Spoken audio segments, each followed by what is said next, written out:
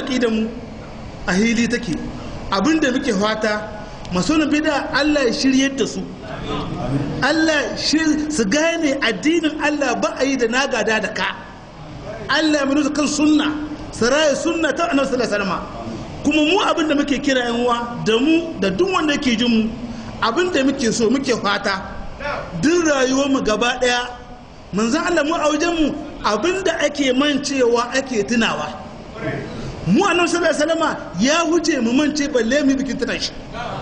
mu kullum a rayuwar mu yake wallahi kullum a rayuwar mu yake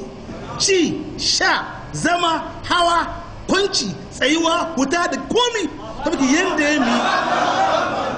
wallahi haka muke so da abin da ya mi ba ci iyawan mu wani malamin sunna na cewa wallahi inda ka san susa kanka ka susa kanka ne yadda hadisi kai da shi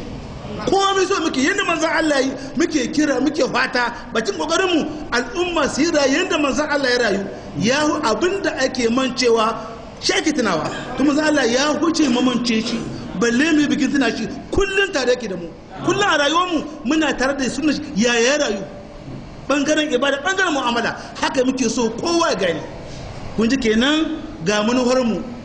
duk mai wani ƙarya ko sharri za mu game a gaban Allah subhanahu wa ta'ala kuma Allah zai sabi